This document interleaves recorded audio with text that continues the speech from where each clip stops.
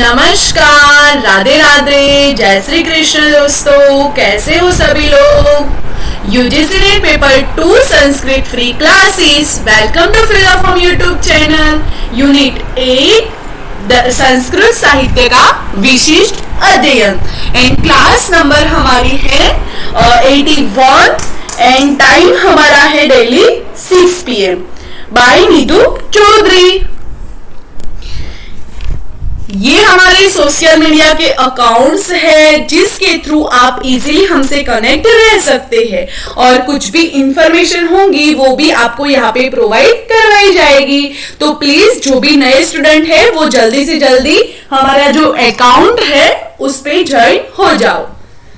And ये हमारे fill up form की एप्लीकेशन है जिसमें free notes, live classes, 5000 plus MCQ plus PYQ and free books आपको यहाँ पे प्रोवाइड करवाई जाएगी। एंड ये हमारे फ्री क्लासेस का टाइमिंग है जो कि 9 AM को जीके की क्लास, 11 AM को पेपर फर्स्ट, 2 PM को पेपर फर्स्ट के MCQ, 6 PM जो हमारा पेपर 2 संस्कृत है उसकी and 7 PM short video and 9 PM को पेपर फर्स्ट के DI, मैथ्स, रीजनिंग इसकी क्लास आपको मिल जाएंगी। हाउ टू डाउनलोड नोट्स कैसे डाउनलोड करें, तो यहाँ पे हमारी वेबसाइट दी हुई है www.ugcnet.com। यहाँ पे जाके आप फॉलो अप करोगे तो डेली के डेली हमारी जो क्लासेस होती है उसकी PDF आपको मिल जाएंगी। ठीक है स्टूडेंट्स। और ये हमारी प्लेलिस्ट बन चुकी है जो कि paper second and paper first के जितने भी सेकेंड पेपर के जितने भी सब्जेक्ट है वो सभी की सभी प्लेलिस्ट बन चुकी है। उसमें हमारी संस्कृत की है जो कि पेपर फर्स्ट से अभी तक के जितने 81 क्लासेस जो हुए हैं वो सभी के सभी आपको लिंक वहां पे प्रोवाइड करवाया जाएगा। और ये आपको पता ही है जो हमारा फिलअप फॉर्म है वो गिव अवे के नाम से भी जाना जाता है, जो कि आपको इसमें इतने प्राइज रखे थे हमने, उसके बाद ये प्राइज रखा था, उसके बाद ये रखा था, उसके बाद हमारा जो लास्ट गिव अवे था वो 15 मई को हुआ था। और आप एक बार सभी लोग हमारा जो मिशन है, हमारा जो एम है वो सब लिख लो।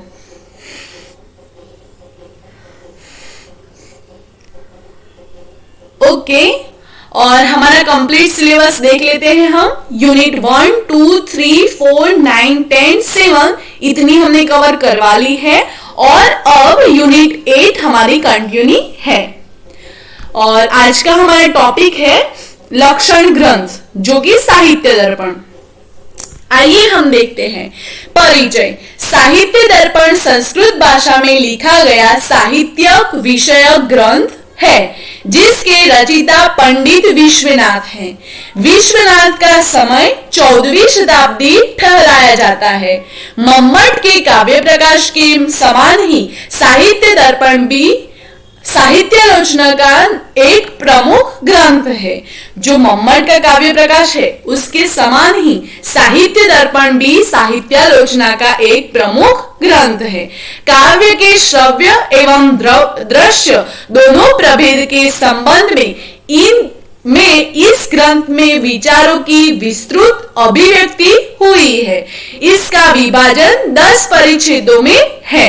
प्रथम परिच्छेद में काव्य प्रयोजन, लक्षण आदि प्रस्तुत करते हुए ग्रंथकार मम्मट ने काव्य लक्षण, तद्दोषो, शब्दार्थो, सगुणवन, लंकृति, पुनः क्वापि का खंडन किया है और अपने द्वारा प्रस्तुत लक्षण वाक्य रसात्मक काव्यम को ही शुद्धतम काव्य लक्षण प्रतिपादित किया है। पूर्वमत खंडन एवं स्वमत स्थापन की यह पुरानी परंपरा है। द्वितीय परिच्छेद में वाच्य और पद का लक्षण कहने के बाद शब्द की शक्तियां, अभिधा, लक्षणा तथा व्यंजना का विवेचन और वर्गीकरण किया गया है। तृतीय परिच्छेद में रस निष्पत्ति का विवेचन और रस निरूपण के साथ साथ ही इस परिच्छेद में नायक नायिका के भेद पर भी विचार किया गया है। चतुर्थ परिच्छेद में काव्य के भेद, ध्वनि काव्य और गुणीभूत व्यंग काव्य आदि का विवेचन है। पंचम परिच्छेद में ध्वनि सिद्धांत के विरोधी सभी मतों का तर्कपूर्ण खंडन और इसका समर्थन है। छठे परिच्छेद में नाट्य शास्त्र से संबंधित विषयों का प्रतिपादन है। यह परिच्छेद सबसे बड़ा है और इसमें लगभग 300 कारिका है, जबकि संपूर्ण ग्रंथ की कारिका संख्या 760 है। सप्तम परिच्छेद में दोष निरूपण, अष्टम परिच्छेद में 3 गुणों का विवेचन, नवम परिच्छेद में वैदर्भी, गौंडी, पांचाली आदि रीतियों पर विचार किया गया है। दशम परिच्छेद में अलंकारों का सोदाहरण निरूपण है, जिसमें 12 शब्दालंकार, 70 अर्थ अलंकार और रसवत आदि कुल 89 अलंकार परिगणित है।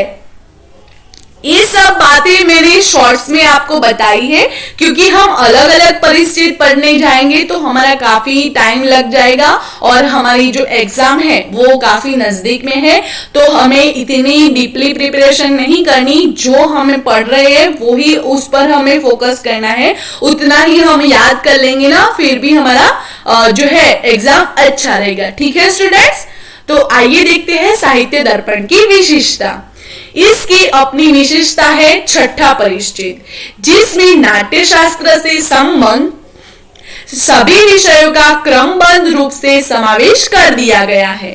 साहित्य दर्पण का यह सबसे विस्तृत परिच्छेद है। काव्य प्रकाश तथा संस्कृत साहित्य के प्रमुख लक्षण ग्रंथों में नाट्य संबंधी अंश नहीं मिलते। साथ ही नायक नायिका के भेद आदि के संबंध में भी उनमें विचार नहीं मिलते। साहित्य दर्पण के तीसरे परिच्छेद में रस निरूपण के साथ साथ नायक नायिका भेद पर भी विचार किया गया है। यह भी इस ग्रंथ की अपनी विशेषता है। पूर्ववर्ती आचार्यों के मत को युक्तिपूर्ण खंडन आदि होते हुए भी काव्य प्रकाश की तरह जटिलता इसमें नहीं मिलती। दृश्य काव्य का विवेचन इसमें नाट्य शास्त्र और ध्वनि के 10 रूपक के आधार पर है। रस, ध्वनि और गुणीभूत व्यंग का विवेचन अधिकांशतः द्वंद्वालोक और काव्य प्रकाश के आधार पर किया गया है तथा अलंकार प्रकरण विशेषतः राजानक रुच्यक के अलंकार सर्वस्व पर आधारित है। संभवतः इसीलिए इन आचार्यों का मत खंडन करते हुए भी ग्रंथकार उन्हें अपना उपजीव्य मानता है तथा उनके प्रति आदर व्यक्त करता है। साहित्य दर्पण में काव्य का लक्षण भी अपने पूर्ववर्ती आचार्यों से स्वतंत्र रूप में किया गया मिलता है। साहित्य दर्पण से पूर्ववर्ती ग्रंथों में कथित काव्य लक्षण क्रमशः विस्तृत होते गए हैं और चंद्रालोक तथा आते आते उनका विस्तार अत्यधिक हो गया है, जो इस क्रम से द्रष्टव्य है। तो आइए देखते हैं। अग्नि पुराण, दंडी, रुद्रट, वामट, आनंदवर्धन, भोजराज, मम्मट, वांगभट, जयदेव, ये सब इसके क्रम है। और तो देखते हैं हम अग्नि पुराण। संक्षेपातः वाक्य मिष्टार्थ व्यंजष्टिना पदावली काव्यम। दंडी शरीरम तावदिष्टर्थ व्यंजदिष्टा पदावली। रुद्र नानु शब्दार्थो कायम। वामन काव्य शब्दे गुण अलंकार संस्कृतयो शब्दार्थे यो वर्तते। आनंदवर्धन शब्दार्थ शरीरम तावः काव्यम। भोजराज निर्दोषः गुणवत् काव्यम अलंकारे लंकृतम रसाविन्तम। मम्मट तलदेशो शब्दार्थो सगुणवनलंकृति पुनः क्वापि। वांगभट तो गुणालंकार रीति रस सहितो दोष रहितो शब्दार्थो काव्यम। जयदेव निर्दोषा लक्षणवती सरिति गुण भूषिता सरंकार सैनको वृत्ति वाक्याव नावकम। इस प्रकार क्रमशः विस्तृत होते काव्य लक्षण के रूप को साहित्य दर्पणकार ने वाक्यम रसात्मक काव्यम जैसे छोटे रूप में बांध लिए हैं। केशव मिश्र के अलंकार शेखर से व्यक्त होता है कि साहित्य दर्पण का यह काव्य लक्षण आचार्य शौद्रदानी के काव्य रसात्मिदम वाक्यम श्रुत सुख विशेषकृत का परिमार्जित एवं संक्षिप्त रूप है। रचिता इसके है विश्वनाथ, पिता चंद्रशेखर, पितामह नारायण दास एवं वैष्णव। वाक्य का प्रयोजन चतुर्वर्ग फल प्राप्ति सुखद दल्पदी यामपि काव्यादेव यतस्तेन तत्स्वरूपम निरुच्यते। काव्य एक ऐसी वस्तु है जिससे अल्प बुद्धि वाले मानव को भी बिना किसी कष्ट साधन के धर्म, अर्थ, काम और मोक्ष रूप पुरुषार्थ चतुष्ट की प्राप्ति हुआ करती है। इसलिए काव्य क्या है, इसका निरूपण किया जा रहा है। उसके बाद काव्य फल चतुर्वर्ग फल प्राप्ति ही काव्य तो रामादिव प्रवर्तितव्य न रावण दिवतः इत्यादि कृत्याकृत्य प्रवृत्ति निवृत्य प्रदेश धारणे सुप्रतीतैव पुरुषार्थ चतुष्ट प्राप्ति काव्य का प्रयोजन है। वस्तुतः यह सर्वविदित है, क्योंकि यह सभी जानते हैं कि काव्य उपदेश किया करता है। राम के जैसा आचरण करना चाहिए, रावण के जैसा नहीं। ये हो गया उपदेश। काव्य का यह उपदेश कृत्य धर्मादि में प्रवृत्ति और अकृत्य अधर्मादि से निवृत्ति, इस प्रकार शास्त्रोक्त आचरण द्वारा चतुर्वर्ग की प्राप्ति होती है। ये हो गया काव्य फल। उसके बाद विभस्तो द्रुत इष्टतो रसा शांतस्ता मत। जो रस के जो प्रकार है वो हम देखते हैं।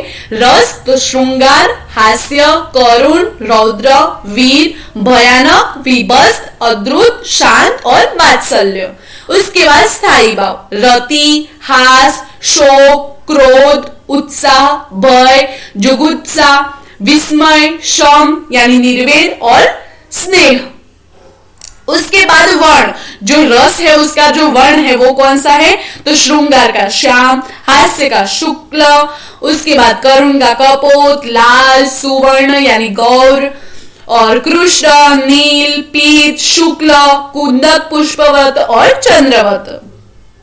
उसके बाद देवता, जो श्रृंगार के देवता है वो कौन है, विष्णु, हास्य के प्रमथ, करुण के यमराज, रौद्र के रुद्र, वीर के महेंद्र एवं इंद्र, भयानक काल, विभस तो महाकाल, और अद्भुत तो गंधर्व, और शांत तो लक्ष्मी नारायण। उसके बाद रसवर्ण स्मरणार्थ शशुक्ला शुकमनिपि, तो श्रृंगार तो संभोग और विप्लव। तो विप्लव है उसका अलग अलग प्रकार है 4, पूर्वराग, मौन, प्रवास और करण। उसके बाद पूर्वराग है उसके नीतिराग और कुसुमय। तो हास 6 प्रकार के, स्मित, हसित, अतिहसित, विहसित, अहसित, अपहसित। उसके बाद वीर 4 प्रकार के, दानवीर, धर्मवीर, दयावीर और महावीर। दानवीर कौन था, कर्ण, और धर्मवीर कौन था, तो युधिष्ठिर, और दयावीर तो अभी तक नहीं मिला है, पर महावीर राम थे। उसके बाद काव्य के भेद। काव्य रसात्मक वाक्य के 2 भेद होते हैं, ध्वनि और गुणीभूत वाक्य। इन दोनों काव्य भेदों में ध्वनि संज्ञक काव्य जिसे सर्वोत्तम काव्य प्रकार कहा गया है वो है जिसमें वाच्यार्थ की अपेक्षा वांग्यार्थ अधिक सुंदर, अतिशय चमत्कारजनक हुआ करता है। तो देखते हैं हम ध्वनि। भेदो ध्वनिरपि द्वावृदि ऋतो लक्षणाभि मूला अविवक्षति वाचनो विवक्षिता पर वाच्यस्य। ध्वनि काव्य के बी, दो भेद बताए हैं, लक्षणामूलक ध्वनि काव्य और अभिधामूलक ध्वनि काव्य।